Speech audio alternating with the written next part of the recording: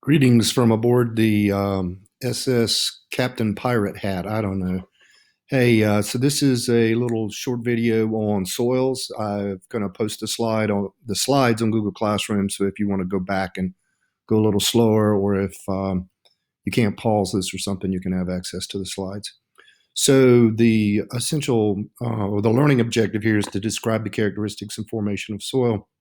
You've got these in your document, so you already know what these are. But primarily, it breaks down into three categories. You need to know what the parent material is and how it gets there. You need to know your soil horizons, and we need to know how to prevent these soils from being eroded. So those are the key things you need to make sure you understand. We're also going to need to be able to describe similarities and differences between properties of different soil types. So you're going to want to be able to do things like talk about water holding capacity. And then you're going to also need to understand things about particle size and composition and how those things affect these other properties of soil. So hopefully this will help you with that.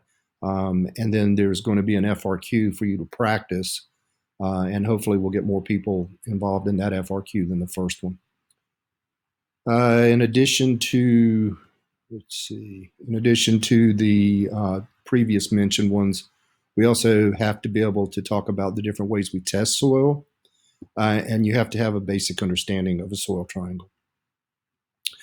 Soil, here's the definition. It's basically a combination of decaying organic matter and weathered rock.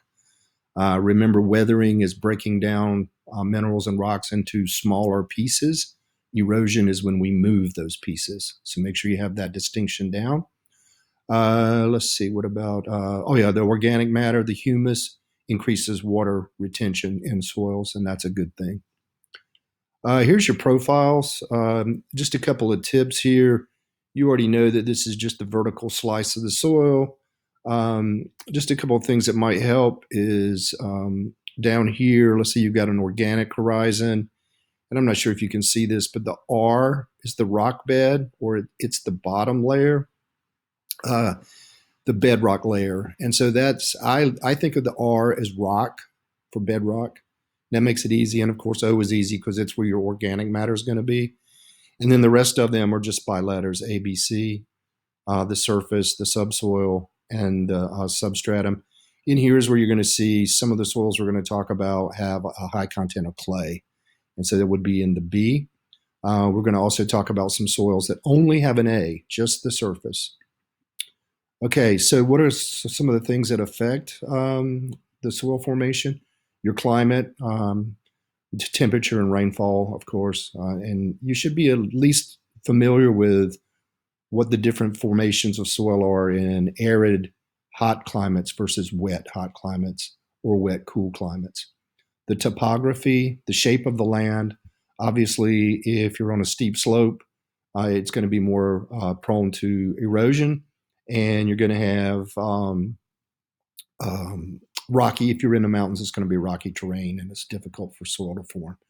The parent material. This is referring to which types of elements of minerals are being weathered to produce the soil. So, like aluminum, iron, those kind of things. And then we have biological activity, and this is where we get into this mollisols versus alpha sols.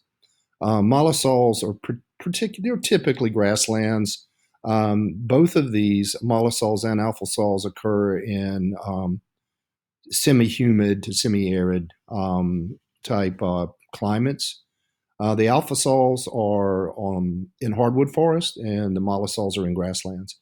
The alpha sols, interestingly, that's what we have around here in our hardwood forest, and that's where that B layer is mostly clay. And also something that I actually learned in preparing this is the ALF stands for aluminum and iron because these soils are high in aluminum and iron. The other thing that can impact the formation of soil is time. And time is basically there's not been enough time. In an intersols have only an A horizon, so they haven't had a long enough time to form a complete layer. And Utah soils are where they have a clay bedrock. I mean, I'm sorry, in the B horizon, they have clay. So those things, these are very weathered soils. They've been broken down for a long time. If you recall, clay has very small particle sizes, so it's been weathered down quite a bit.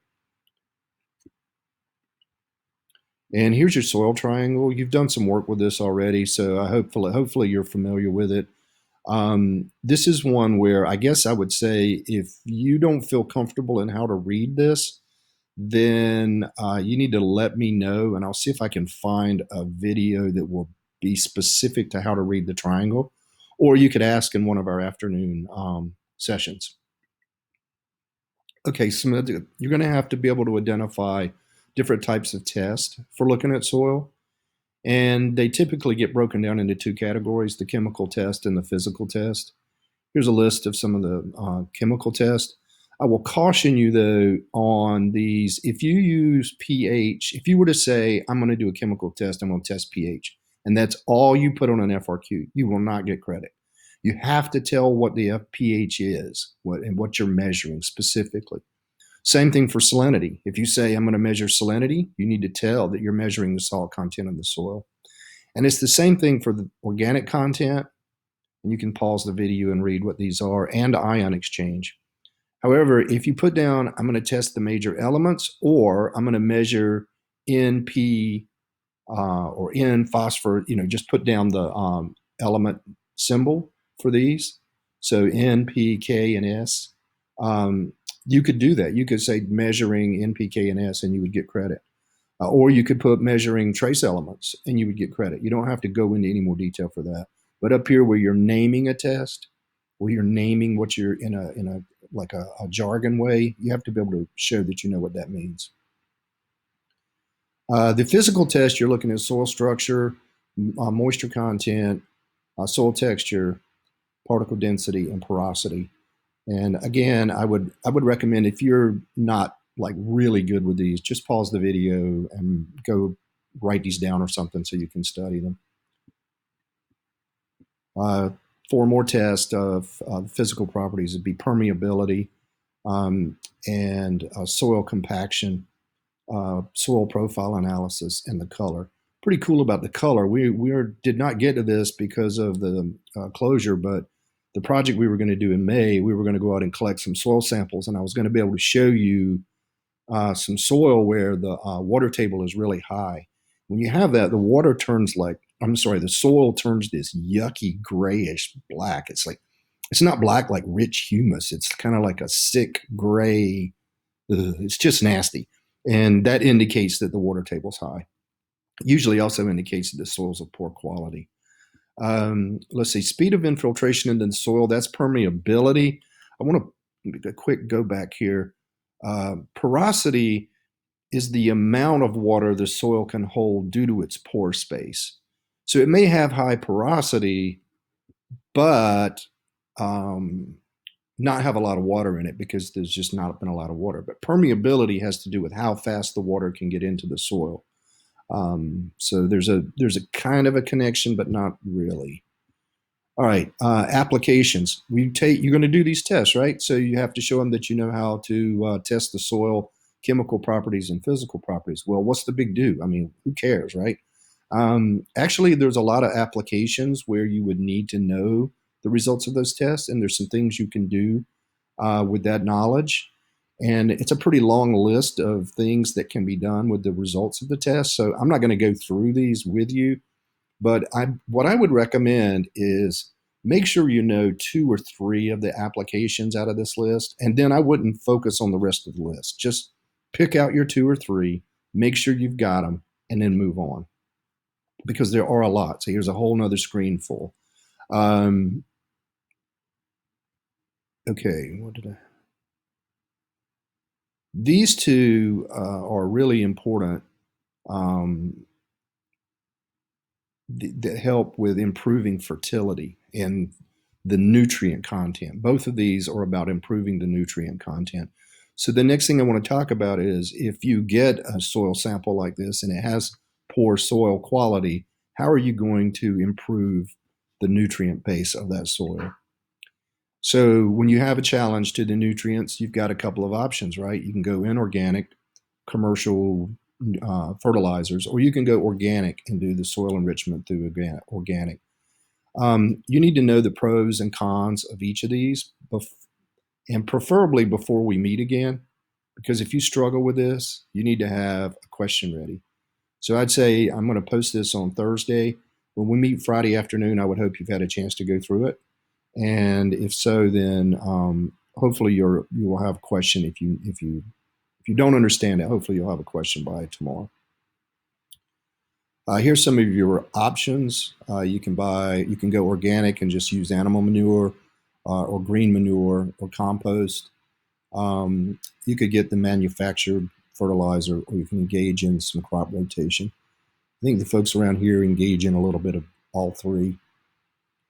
Another challenge to soil is erosion, as you already know. Some of you already know. I think we talked about this in class, and I know the first semester got this, and I know my leadership team got this. The biggest challenge to the waterways in North Carolina is the erosion of soil. So if we can keep that turbidity out of the water, that's ideal. So you need to be able to identify practices that can reduce or prevent erosion, but you also need to know how it prevents erosion. So I've given an example here of terracing. And so if you identified the practice of terracing, you would have to tell in your answer that it's how we reshape the land to create level shelves to decrease runoff and erosion. Here's a list of other ways of doing this. I'm not going to go through these here. You can pause the video and read those yourself. And here's some pictures. Here's terracing. I think this is a form of no-till or minimum disturbance. Here you see they're planting in strips with the grass way around in between. And then here, this is something that I know some of the farmers in Franklin County are doing. It's where you put a strip of other plants between your plots, and this encourages a lot of extra wildlife, birds and pollinators can nest in here, and then that makes your crops more productive.